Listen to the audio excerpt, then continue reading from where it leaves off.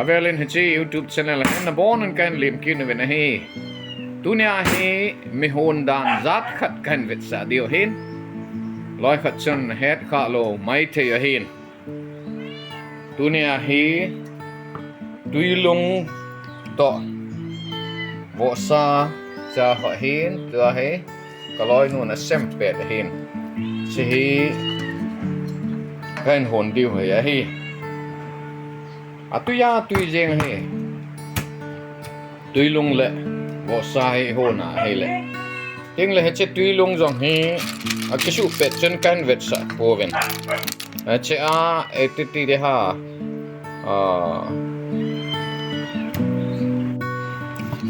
che he tuilung a hen a kisu pet kan vet sa ta poven tunia he boldan zat som be khat ke het do ven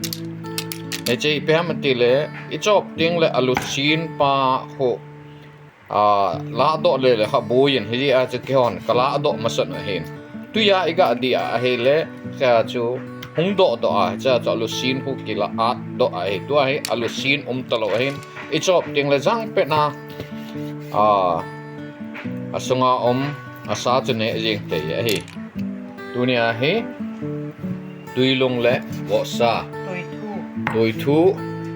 mẹ cái hồn tiêu hin hay chỉ cái hồn đàn số ban cha cái việc sa tiêu hi Vohsa hay tia hay iga gon ama hay le pan di sana avun na ho hi ta hay ta ki go ki na hi azu ho wang hen ago hi ai hi jong la hi chu kangan cg po bin so ki go di hi sule het di khat hi a hay le sa hay tia hi atui be ya iga kan hula he le aphan sa cha na dinga hi che pata cha kan hul zo ting chule tuilung I ma to alu tem khat kai nang dik to awa kan lo ding tui thu to che ho che to en ho ding he tai tua hi sia hi ma hen ga kan hul ta di hi Samaya chu tui han ti a hela ti a he pat sa kan hul ding a tao po sa ding chu ti a ko la hela amui yong he tu ye he mol yong mol la he ya he tunil ha he Vohsa to tuilung me tunil ha he Vohsa to tuilung me te ke on điều hi tua he Vohsa he ka sei banga chu patat sa pen kal hunu masak na hi tua hi tuilung ain ha pet hen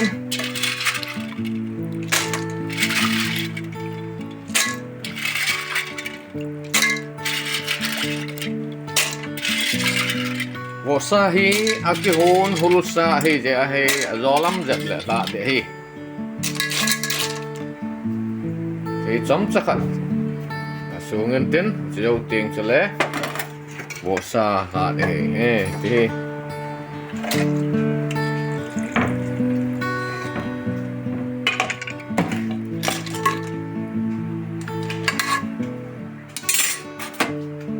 Vohsa cái hồn hul na tuy kem chặt ông mình sẽ cho gã sừng lại hết thì tuy kem chặt sẽ đó dâu tiền cho lẽ Vohsa hi mình biết chất các bạn cái hồn hul hi ta dia cho dâu tiền lại được hay sẽ lẽ chỉ bạn nào cho kêu hình tui thu hi tui cái này mình sẽ cái sen cái gen gì hay tui thu tui đây cái quay gì mà hiện tui tu tui hiện sót ta quay thể hiện ấy mi ho hiện mẹ hôn tiếng là malsa hay sáp malsa nghe hay là cái lối cái sa hay sáp malsa gọi là hay sáp malsa hình anam là tui riêng à cái hồ sáp malsa malsa hay thà gì à hay carbiang long tiếng lang malsa thà hay mò mu sự đây bụi khát sang à thòm dẹp chiếu wa hi alu anh là phải tai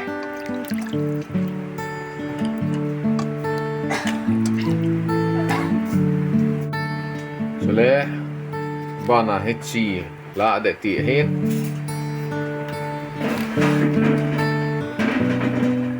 a di zo sti he patcha il ha a hele a ke haldan he ki tu thai hi he chi ti hen chom chakhat hon en ten he chi zo teng chale cha Vohsa he ra de hin Vohsa he atuma ki kang hola ta chu ya he ki hon hola min tabang he ta chi he all je ma la de ti he tua hi Vohsa ki hon hul chu min di chena ki hon tan ki hon hula hin he chu adang dang te chu Tuilung tom chakhat hon jo wa he aga la he tai he ti a hi Tuilung le Vohsa chu hon ding hi ta hin ha di zo si ha chai a ta he zo ting le min ting le top hạ thế tai thì hin Vohsa le Tuilung me ki hon dan chu ane ka ho dinga chan het sao hin yong le ane ka lo ho dinga chu ben se nom che le tu ya tu yeng he ti hai bola he le a Vohsa al sa Tuilung a yong lu na da chu a ke tu jing he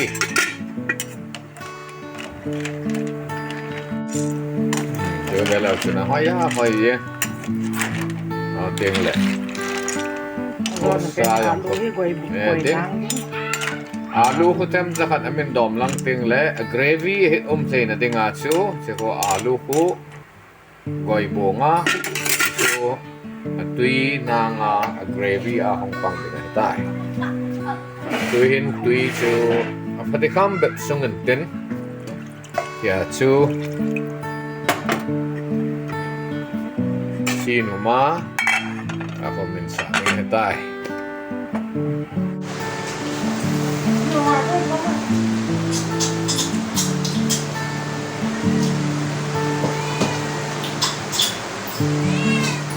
Tuilung he su ke ho me tui ta he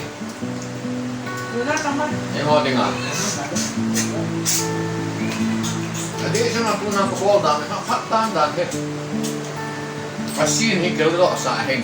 lunin nunte ho khat hong en asin hi la do a hele chok teng la boi ji ta boi ki pi che ni a bo na he alusim che ho ki kêu do ta